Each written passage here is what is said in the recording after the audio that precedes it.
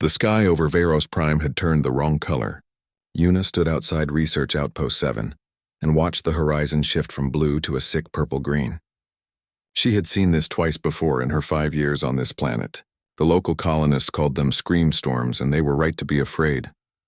"You're not actually thinking about going out there," Taeyang said behind her. He was carrying equipment boxes toward the evacuation shuttle, his medical bag already strapped across his chest. "Una, the electromagnetic readings are off the charts. This one's going to be worse than the storm 3 years ago." Una checked her datapad.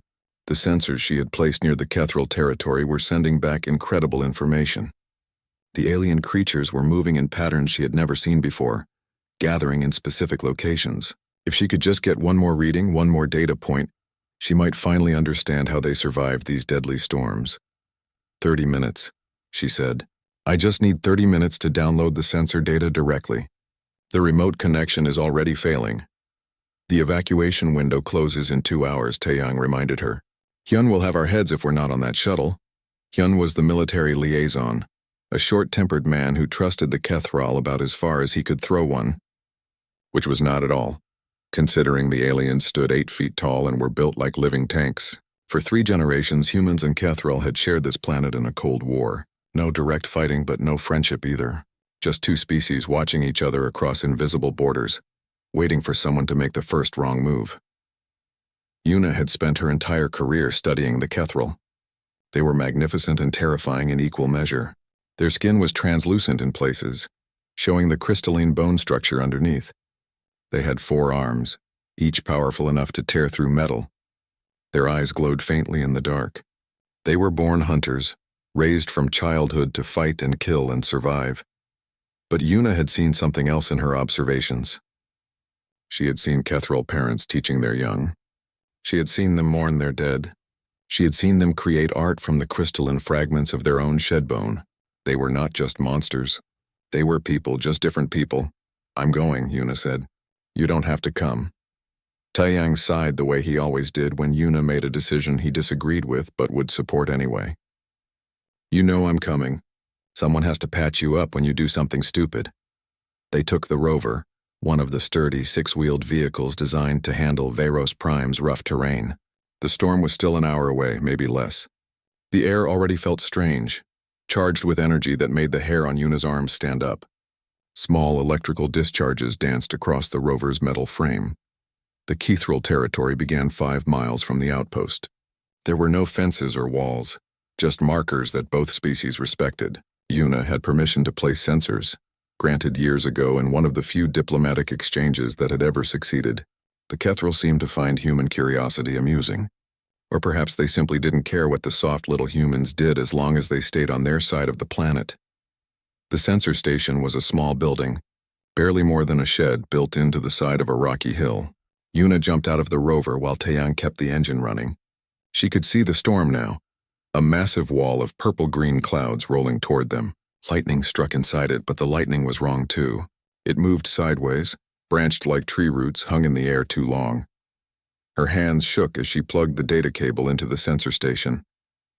The download began, numbers and graphs flooding her screen. The Kethril had moved to underground locations, she realized. Caves and tunnels in the rocky terrain. That was how they survived. But some of the readings didn't make sense. There were heat signatures scattered in unusual places, isolated from the main groups. "Una," Taeyang shouted. "We need to go now."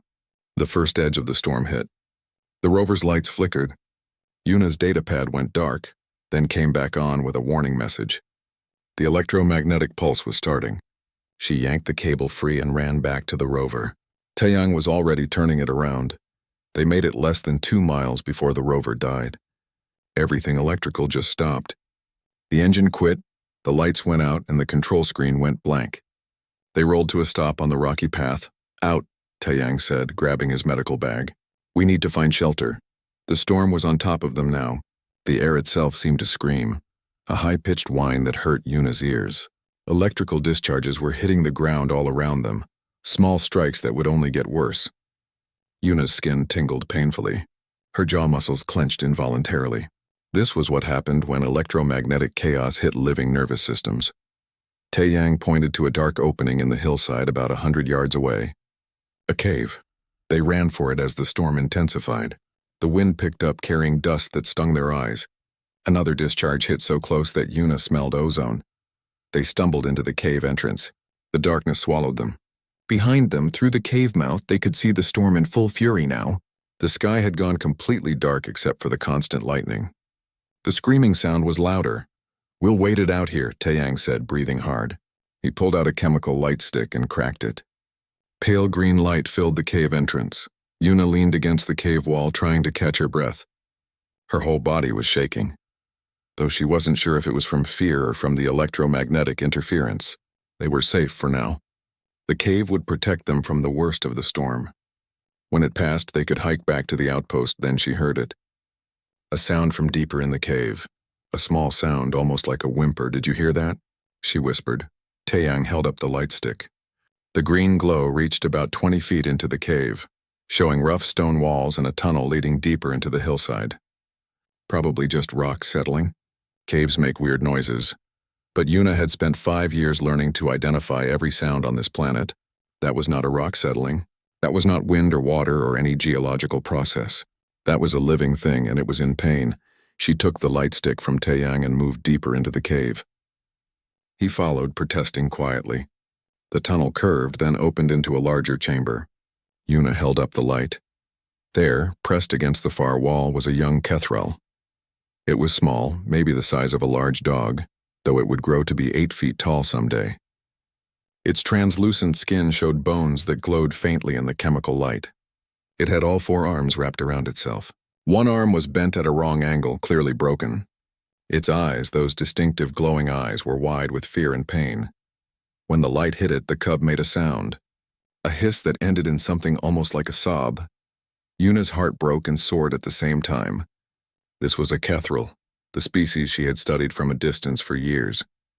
This was also a child, alone and hurt and terrified. She took one slow step forward. The cub pressed harder against the wall. "It's okay," Una said softly, knowing it probably couldn't understand her words. "It's okay. I'm not going to hurt you." Behind her, Taeyang was frozen in shock. "Una, we need to leave now. If adult Kethrel find us with their cub..." "Look at it," Una said. "It's hurt. It's scared. We can't just leave." The cave shook. Dust fell from the ceiling. The storm was getting worse, and they were running out of time. The young Kethrel watched Una with eyes that held intelligence and terror in equal measure. Its broken arm hung uselessly, and she could see shallow cuts across its translucent skin where rock or metal had scraped it. The creature was shivering, though Una wasn't sure if that was from cold pain or fear. "We have medical supplies," Una said to Taeyang, not taking her eyes off the cub. "In your bag. Those are for humans," Taeyang said. His voice was tight. "We don't know Kethrel physiology well enough. We could poison it by accident, or we could save its life." Another tremor shook the cave. Larger rocks fell this time, clattering against the stone floor. The storm outside sounded like a living thing, screaming and howling. Through the cave entrance, Una could see electrical discharges hitting the ground in rapid succession. They had minutes, maybe less, before the cave entrance became too dangerous to be near. The cub made another sound, this one weaker. It was looking past them, toward the cave entrance, toward the storm. Una understood suddenly. It wanted to leave. It wanted to run back out into that nightmare to find its family. She pulled out her data pad. It flickered. The screen scrambled by the electromagnetic interference, but it still worked. She accessed the translation program, the one that barely worked with Kethrel language. Their species had never shared enough to make a good translator. She typed slowly, knowing the output would be rough. "We help. You safe here?" The data pad spoke in a grinding, clicking voice that was supposed to be Kethrel speech. The cub's head snapped toward the sound. Its eyes narrowed. It responded in its own language, a series of clicks and low sounds that came from somewhere deep in its chest. The translator on Una's pad struggled, then produced text that read, "Parent searching. Must return. Must find," Una typed again. "Storm dangerous. You hurt. Wait for storm end." The response came faster this time. "Kethrel not hide. Kethrel hunt. Fight. Not weak like human." Even injured and terrified, the cub had been taught to look down on humans. Una felt a flash of sadness, but she pushed it away. There would be time for cross-species politics later. Right now, she needed to keep this child alive. The cave shook again, harder this time. A crack appeared in the ceiling, spreading like lightning across the stone. Dust and small rocks showered down. Taeyang grabbed Yuna's arm. "We need to go deeper into the cave system," he said. "The entrance isn't stable." He was right. Yuna could see more cracks forming. The electromagnetic storm was doing something to the rock structure, weakening it somehow. But going deeper meant taking the Kethril cub with them, or leaving it here to be crushed when the entrance collapsed. She looked at the cub. It had seen the cracks too. Its 4 arms were trembling now, all of them. The injured arm hung at its side, useless. The creature was maybe 7 years old in human terms, just a child despite its natural weapons and armor. Yuna made a decision. She set down the data pad and the light stick. She walked slowly toward the cub with her hands empty and visible. The creature watched her approach, muscles tensing. It could probably still kill her even with one broken arm. Those jaws could crush bone. Those claws could tear through her environmental suit in seconds. She stopped 5 feet away. The cub was pressed against the wall, nowhere left to retreat.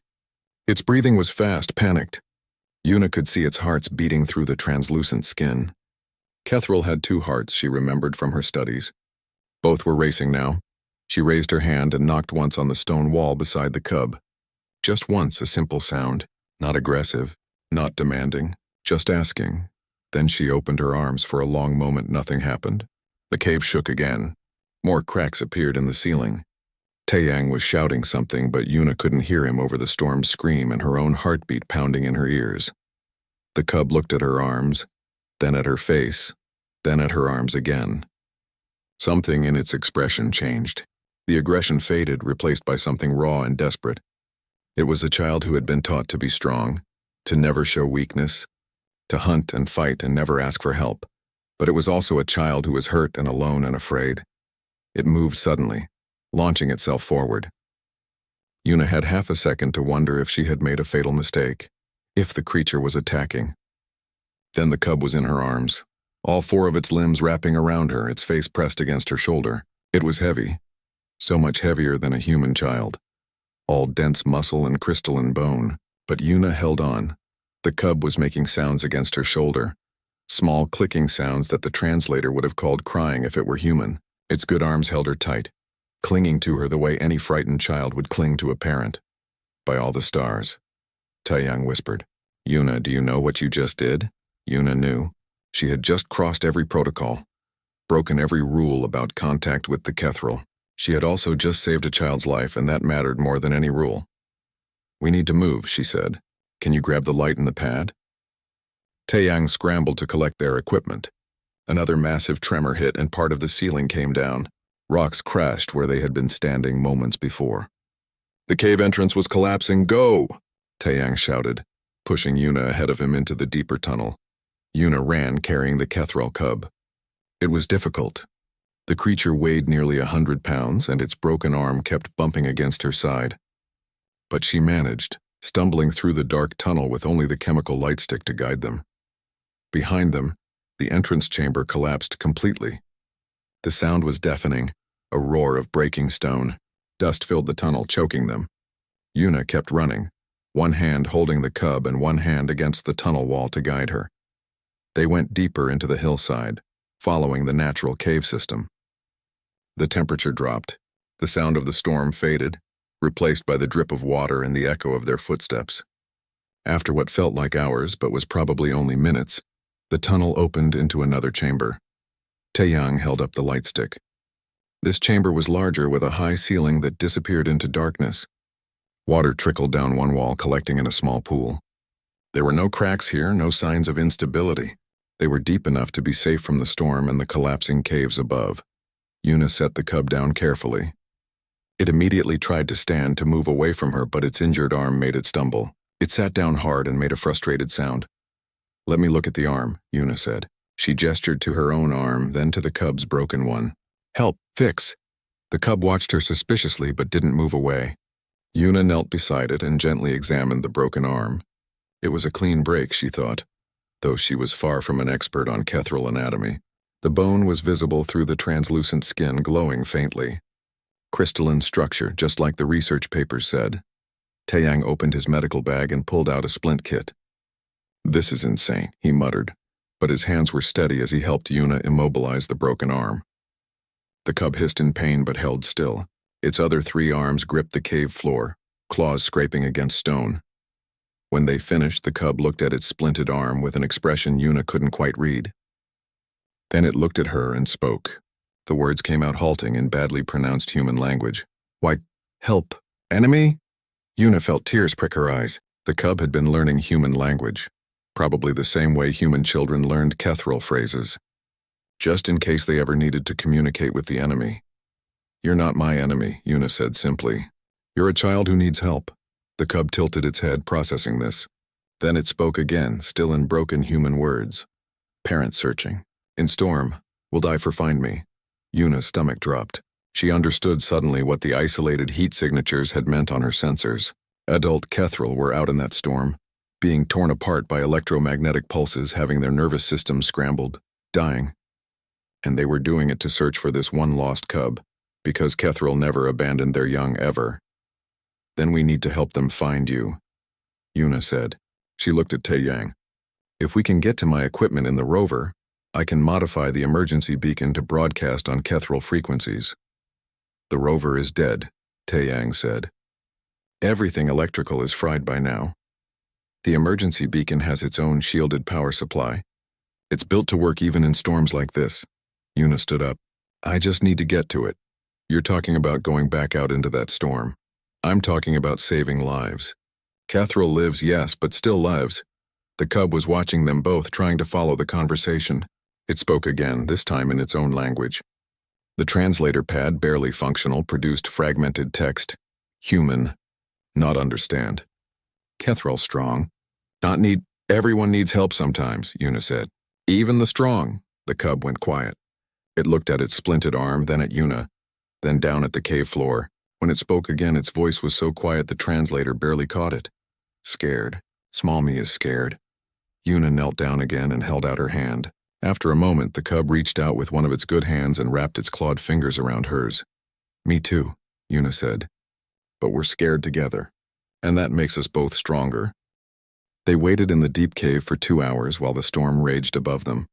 Taeyang tried to contact the outpost, but his comm device was completely dead. The electromagnetic interference was too strong. They were alone in the darkness with only one chemical light stick between them and a young Kethril who was starting to trust them. The cub told them its name through the struggling translator. The closest human pronunciation was Riven. It was a hunting name, Riven explained, given at birth. All Kethril were named for weapons or victories. It was their way. Yuna shared her thermal blanket with Riven. The cave was cold and she noticed the cub's shivering had gotten worse. Kethril were warm-blooded normally, but extreme conditions affected them differently than humans. Their crystalline bone structure conducted heat away from their bodies too efficiently. "Come closer," Yuna said, opening the thermal blanket. "Share warmth," Riven hesitated. Kethril were taught that accepting help was weakness, but the cub was cold and hurt and far from home. It moved closer, letting Yuna wrap them both in the blanket.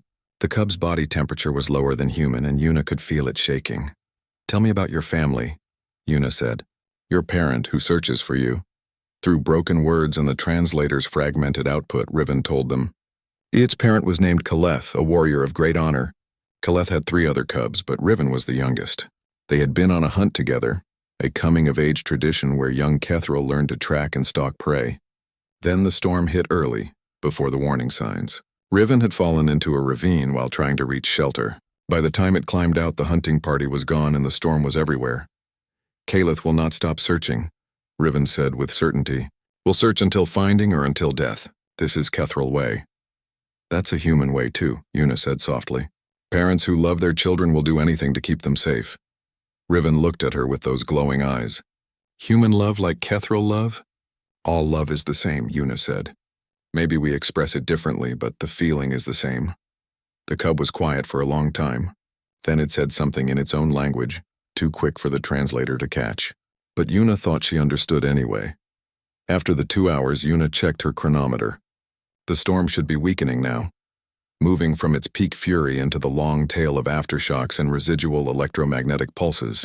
It was still dangerous, but maybe survivable for short periods. "I need to go back," she told Taeyang. "Back to the rover or what's left of it." The emergency beacon is our only chance. The entrance we came through is completely collapsed, Taeyang said. You'd have to find another way out. Navigate back through the storm, locate the rover, and modify the beacon. Assuming the beacon even survived. I know. That's suicide, Yuna. That's the job. She looked at Riven, who was watching them with worried eyes. Staying here is death too, just slower. When the storm passes completely, Kalith will find this cave. They'll find their cub with 2 humans. How do you think that ends? Taeyang was quiet. He knew she was right. Either they helped reunite Riven with its family on peaceful terms, or they waited to be discovered and probably killed his kidnappers. I'll go, Taeyang said. I'm faster than you. You're also injured. Yuna pointed to the bloodstain on his leg that he'd been trying to hide. You heard it in the first cave collapse. Don't lie to me. Taeyang looked down at his leg and sighed. It's not that bad. Bad enough that you can't run through a storm. Yuna stood up. I need you to stay here with Riven. Keep the cub warm. If I don't come back when the storm passes completely, take Riven as close to the Kethral territory border as you can. Leave the cub there and get back to the outpost. They'll find their young and you'll be safe. And if they find me with their cub, then tell them the truth. Tell them I went to help. Yuna picked up the light stick. Tell them a human tried. Riven suddenly stood up, all 4 arms moving. No, human Yuna, not go alone into storm. I have to, Yuna said gently. No. The cub moved toward the tunnel entrance. We go together. Small me show way. Riven, you're hurt. Small me see better in dark than human. Small me no stone, no caves. Riven's voice was determined. Human Yuna saved small me life. Now small me help save parent life. This is balance. This is honor. Yuna looked at the cub, then at Taeyang. Her partner shook his head. Don't look at me for permission. You're both crazy. Yuna smiled despite everything. She knelt down to Riven's level. Can you really find another way out? Yes, smell air. Smell storm air from 3 different directions. Caves connect to surface in many places. Riven pointed with one of its good arms. That way is closest. Maybe 10 minutes walk. All right, Yuna said. She looked at Taeyang. Stay here. Rest that leg. If we're not back in 1 hour, follow the plan. Taeyang pulled something from his medical bag. A small injector. Adrenaline booster. Military grade. It'll keep you going even when your body wants to quit. But it only lasts 30 minutes and the crash afterward is brutal. Yuna took the injector and pocketed it. Thank you. Come back alive, Taeyang said. Both of you. Yuna and Riven moved into the tunnels. The cub led the way, moving confidently even in near darkness. Its eyes glowed faintly, natural bioluminescence that Kethral used for night hunting. Yuna followed close behind, one hand on the cave wall. The tunnels twisted and branched. Yuna would have been lost immediately, but Riven never hesitated. The cub's nose wrinkled constantly, testing the air. Once it stopped suddenly and pulled Yuna back just before she walked into a hole in the floor that disappeared into blackness. Careful, Riven said. Human eyes not see well. Hold small me hand. Yuna took the offered hand, clawed fingers closing gently around hers. They continued through the dark together. Why you do this? Riven asked as they walked. Help enemy? Risk life for alien not human? Because it's right, Yuna said. Because I think maybe we don't have to be enemies. Because I believe that any species that loves their children as much as Kethral love theirs can't be that different from us. But human weak. Kethral taught this truth. Human hide behind machines and weapons. Human not fight with honor.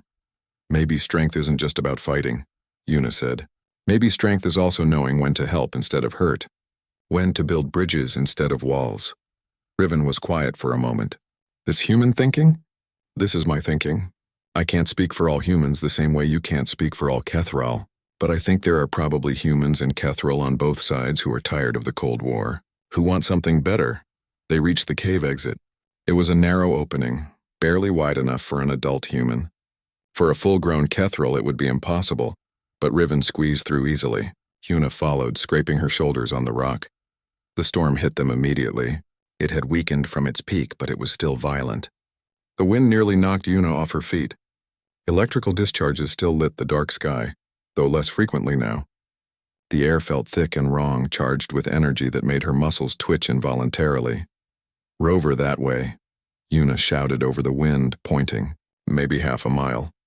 Riven nodded and started walking, leaning into the wind. The cub's four-legged stance was more stable than Yuna's two legs. Twice, when Yuna stumbled, Riven caught her with its good arms and held her steady. They found the rover overturned in a ditch. The storm had thrown it like a toy. Yuna's heart sank. The emergency equipment was stored in the rear compartment, which was now crushed against the ground. "Help me flip it," she said to Riven. Together, a human woman and an alien child pushed against the rover. It was too heavy. They couldn't move it. Yuna felt despair creeping in. They had come all this way, risked everything, and they were going to fail. Then Riven made a sound, a clicking call that carried over the storm wind. The cub called 3 times, then waited. "What are you doing?" Yuna asked. "Calling for help," Riven said. "Old Kethril hunting signal. If parent near will hear." They waited. Lightning struck nearby, close enough that Yuna smelled ozone. Her skin prickled painfully from the electromagnetic interference. Another discharge even closer. They needed to get back to the caves. Then Yuna heard it. An answering call, deep and powerful, cutting through the storm noise. Something was coming toward them, something big, moving fast. 3 adult Kethril emerged from the storm. They were massive, 8 feet of muscle and armor and natural weapons. Their eyes glowed bright even in the stormlight. These were apex predators, evolved hunters, warriors who had never lost a fight, and they had just found 2 humans with their missing cub. The lead Kethril roared, a sound that made Yuna's bones vibrate. It charged forward, and Yuna knew she had seconds to live. Riven jumped between them, all 4 arms spread wide despite the broken one. The cub shouted in its own language, words tumbling over each other. The lead Kethril stopped so fast it left skid marks in the rocky ground. Yuna stood frozen. This was the moment. Either Riven could explain or Yuna would die here in the storm. Far from home. The lead Kethril, Calith. It had to be Calith. Looked at Riven, then at Yuna, then back at Riven. The cub kept talking, gesturing with its good arms, pointing at Yuna, at the splint, at the overturned rover. Slowly, Calith's aggressive posture relaxed. The warrior looked at Yuna with an expression she couldn't read. The beacon pulsed steadily, sending out its signal across the dying storm. Yuna watched as Calith and the other 2 Kethril warriors stood in a protective circle around her and Riven. They were guarding them, she realized, protecting them from the storm's remaining fury. Over the next 20 minutes, other Kethril emerged from the wasteland. They came in 1s and 2s, some injured, all exhausted. Each time, Calith would call out in their language, and the newcomers would respond. Then they would see Riven, alive and safe, and their relief was visible even across species barriers. They also saw Yuna, the human who stood in the center of their gathering, who had somehow ended up with their lost cub. Some of the warriors looked suspicious. Others looked curious. But none of them attacked, because Calith stood beside Yuna and Riven together, and that meant something. The storm finally broke. The electromagnetic interference faded to bearable levels. The wind dropped to a strong breeze. The terrible lightning stopped. The sky began to lighten from black to gray. Yuna's comm device suddenly crackled to life. "This is Outpost 7 to any survivors. Respond if you can hear this. The storm has passed. Emergency rescue teams are deploying." It was Hyun's voice. Yuna grabbed her comm. "This is Yuna, I'm alive. I'm 5 miles northeast of the outpost with Taiyang. We need medical evacuation." There was a long pause. Then Hyun's voice came back, tight with controlled anger. "Dr. Yuna, you missed the evacuation window. You were declared missing and presumed dead. Where exactly are you?" "I'm transmitting my coordinates now. But Hyun, listen carefully. I'm with Kethril, multiple adult Kethril warriors and 1 juvenile. This is not a hostile situation. I repeat, not hostile, but I need you to approach carefully." Another pause, longer this time. "You're with the aliens?" "Explain. Long story. Just trust me. Come in slow, weapons lowered, no aggressive postures, and bring medical supplies for Taeyang." "This is insane," Hyun muttered. "We're on our way." ETA 20 minutes. Yuna looked at Calith. The warrior was watching her, head tilted slightly. She pulled out her translator pad and typed carefully. "Human help coming. To help injured human Taeyang. And to help Smallme go home." Calith responded in the Kethril language, and the translator worked to produce text. "Human Yuna, show great honor. Save cub life. Help warrior pack survive. Calith has debt to human Yuna." "No debt," Yuna typed. "Just doing what is right." Caliph made a sound that might have been Kethril laughter. Human not understand Kethril honor. Debt is sacred. Debt must be balanced. Caliph will find way. Before Yuna could respond, Riven moved forward and spoke rapidly to Caliph. The cub gestured at Yuna, at the caves, at everything that had happened. Yuna caught fragments through the translator. Words like storm shelter and healing touch and fear sharing. Caliph listened, then looked at Yuna with those glowing eyes. The warrior spoke slowly, carefully, in broken human language. You carry cub when cub cannot walk. You share warmth when cub cold. You fix broken bone. You risk death in storm to call for pack. Caliph paused, then said something that took Yuna's breath away. This is parent duty. This is Kaveth. Yuna didn't know that Kethril word, but before she could ask, Riven explained through the translator. Kaveth means strength to nurture what could destroy you. Highest honor. Rarest strength. Smalmy told Kaleth parent that human Yuna has Kaveth. The other Kethril warriors had gathered closer, listening. They were all looking at Yuna now with expressions she was starting to recognize as respect. I just helped a child, Yuna said quietly. Any decent person would have done the same. No, Caliph said firmly. Any Kethril would help Kethril cub. But human help Kethril cub? This never happened before. This changed things. In the distance, Yuna heard the sound of approaching vehicles. The rescue team from the outpost. She had maybe 5 minutes before two armed groups met face to face. Kaleth, she said urgently, typing as she spoke. Human soldiers coming. They will be afraid. They might raise weapons. Please don't attack. Let me explain to them first. Kaleth considered this, then spoke to the other Kethril in their language. They all moved back slightly, creating space. It was a gesture of non-aggression, and Yuna was grateful for it. 3 armored vehicles appeared over the ridge. They stopped about 50 yards away, and Yuna could see human soldiers taking defensive positions. Hyun climbed out of the lead vehicle with a medical team behind him. His hand was on his weapon, though he hadn't drawn it. Dr. Yuna, Hyun called out. Step away from the alien slowly. I'm not in danger, Yuna called back. She walked forward, placing herself between the two groups. These Kethril saved my life and Taeyang's. We need to get Taeyang medical help immediately. He's still in the cave system. Hyun's eyes moved from Yuna to the Kethril and back. You expect me to believe these predators just decided to help humans? They've been our enemies for 3 generations. They're not our enemies right now, Yuna said. They're just people who survived a storm. Taeyang needs help, Hyun. Send your medical team. I'll take them to him. For a long moment, Hyun didn't move. Then he gestured to 2 medics. Go with her. If this is a trap, it's not a trap, Yuna said firmly. She led the medics toward the cave entrance that Riven had shown her, with Riven walking beside her. The young Kethril limped slightly, favoring its broken arm. One of the medics stared at the alien cub with wide eyes. Is that thing's arm in a human medical splint? The medic whispered. Yes, I said it during the storm. The break should heal clean. They found Taeyang in the deep cave where they'd left him. He was conscious but pale. His leg wound worse than Yuna had thought. The medics went to work immediately, stabilizing him for transport. You made it, Taeyang said weakly. And you brought friends. Riven sat beside Taeyang and reached out one clawed hand to pat his shoulder gently. Human Taeyang brave. Give Smalmy medicine when hurt. Smalmy not forget. Taeyang stared at the cub, then laughed despite his pain. I think I just got thanked by a baby apex predator. This is the weirdest day of my life. By the time they got Taeyang back to the vehicles, more people had arrived from the outpost. Someone had brought Director Kim, the head of the research station. The director was a small woman with sharp eyes who had spent 20 years studying Kethril from a distance. She stood looking at the gathered Kethril warriors, at Yuna standing among them, at Riven holding Yuna's hand with its good arms.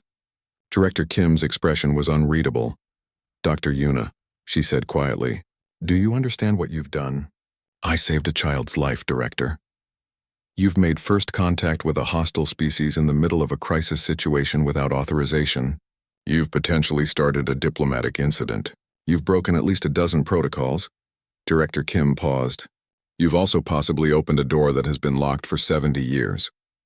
Caliph stepped forward. The warrior moved slowly, deliberately non-threatening. When Caliph spoke, it was in careful human language that had clearly been learned but rarely used. Human Director, Caliph wished to speak, wished to say human Yuna has great honor. Human Yuna save cub of Caliph. Also save many warrior from storm death. Kethril has debt. Director Kim's eyes widened. She looked at Yuna. They're acknowledging a debt? Do you know what that means in Kethril culture? Not exactly, Yuna admitted. It means they're bound by honor to reciprocate. It's the strongest social bond they have. Director Kim turned to Kaleth. What does the Kethril Pact propose? Kaleth spoke in the Kethril language now, long flowing sentences that the translator struggled with. But the meaning came through. The Kethril wanted to establish what they called a Kaveth zone, a neutral territory where both species could meet without hostility, where knowledge could be shared, where orphaned young of either species could find shelter. They want to build a bridge, Director Kim said, wonder in her voice. They're proposing peace talks. Not peace, Kaleth corrected in human language. Not yet, but maybe not war also. Maybe middle place, maybe learn. See if human really have Kaveth or if just human Yuna special. Hyun had been listening with growing disbelief. You're suggesting we trust them? After 3 generations of conflict? No one's saying trust, Kaleth replied. Saying try. See what happen. If human attack, Kethril defend. If Kethril attack, human defend. But maybe no one attack. Maybe just talk. Riven moved forward and spoke up in its broken human language. Small me learn important thing in storm. Learn that being strong not mean being alone. Learn that accepting help not mean being weak. Learn that human and Kethril both love their young. Both fear storm, both want to live. The cub looked up at Kaleth, then at Yuna. If small me can learn this, maybe adult ones can learn too. There was a long silence. Yuna could feel the weight of the moment. This decision would affect 2 entire species, would change the course of history on this planet. And it had started because she had knocked on a cave wall and opened her arms to a frightened child. Director Kim looked at Hyun, then at Kaleth, then at Yuna. I'll need to get approval from Earth Command. This is far beyond my authority. Then get approval, Yuna said. But while you're waiting, let's not waste this chance. Let's at least try. Kaleth nodded slowly. Kethril Pack also need approval from Council of Warriors, but Kaleth think they listen. Cub of Kaleth alive because of human. Other warriors alive because of human. 6 weeks after the storm, Yuna stood in front of a military tribunal on Earth. The room was cold and formal, filled with officers who had never set foot on an alien world. They looked at her like she was a problem to be solved, not a person who had tried to do the right thing.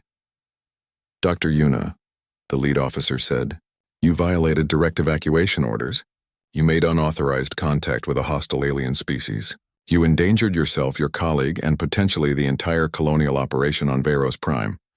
How do you answer these charges? Guilty on all counts, Yuna said simply. But I would do it again. The tribunal erupted in angry whispers. The lead officer held up a hand for silence. You understand that your actions could have started a war? My actions might have prevented one, Yuna replied. And they saved lives. Both human and Kethril. The Kethril are not our concern. They are the enemy. Are they? Yuna leaned forward. Or are they just people we've never bothered to understand? People who love their children, who honor their debts, who value courage and compassion the same way we do? Before the officer could respond, the courtroom doors opened. Director Kim entered with an unusual visitor. Hyun was with her and he looked different. Calmer. Less angry at the world. My apologies for the interruption, Director Kim said. But there's someone here who wishes to speak on Dr. Yuna's behalf. Behind them walked Kaleth.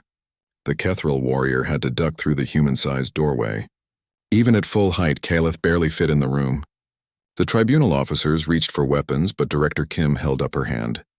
This Kethril has been granted diplomatic immunity by Earth Command. You will listen.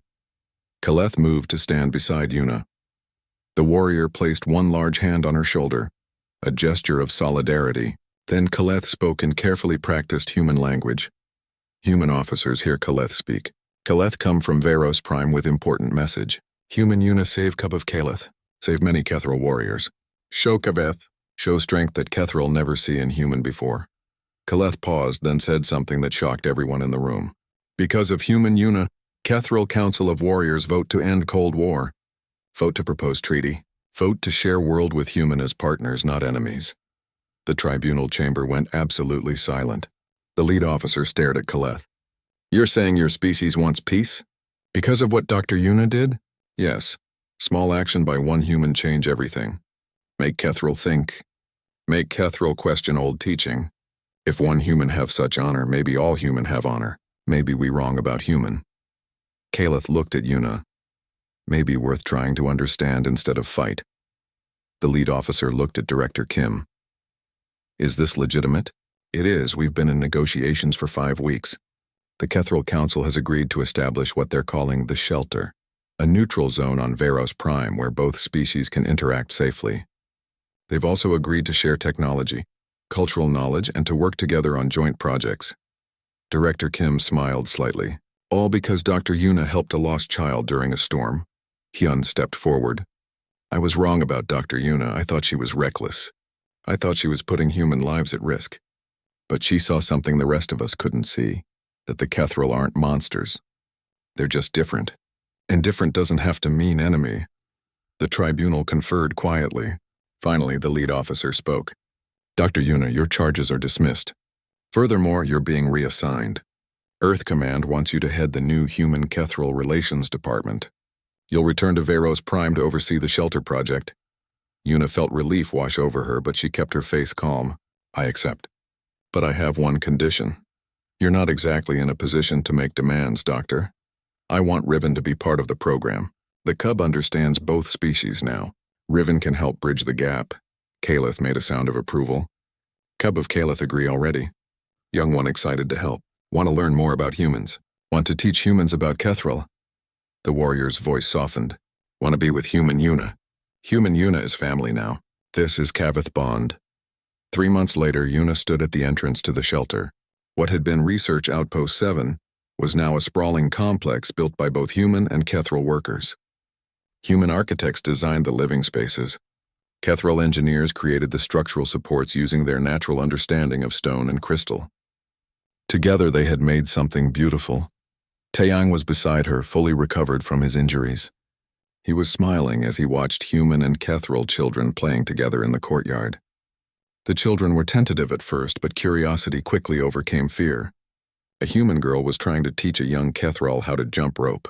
It wasn't going well, but both children were laughing. I never thought I'd see this, Taeyang said. Kids from 2 species just being kids together. It's a start, Yuna said. We have a long way to go. There's still distrust on both sides, still people who think this is wrong. But there are also people who think it's right, and that number grows every day. Riven approached them, walking without a limp now. The cub's arm had healed perfectly, and it was growing fast. Already it stood as tall as Yuna's shoulder. In a few years it would tower over her. Human Yuna, Riven said. Its human language had improved dramatically. Kaleth parent wants you to come to naming ceremony tomorrow. New cubs will receive their hunting names. Kaleth wants you there as honored guest. I would be honored to attend, Yuna said. Also, small me, not small me anymore, Riven added with something that sounded like pride. Growing fast. Soon will be big me, but still want to work at the shelter. Still want to help build bridge between peoples. You already have, Yuna said. You were the first bridge, Riven. The first to trust across the divide. A group of human and Kethril scientists walked past, heading to one of the research labs. They were arguing animatedly about something technical, gesturing and comparing notes. The language barrier made it comical, but they were making it work. Director Kim appeared from one of the buildings. Dr. Yuna, we have representatives from the Kethril Council arriving tomorrow. They want to discuss expanding the shelter concept to other colonies. This could become a galaxy-wide model for human-alien cooperation. All because I helped one lost cub during a storm, Yuna said, shaking her head in wonder. All because you saw a child who needed help.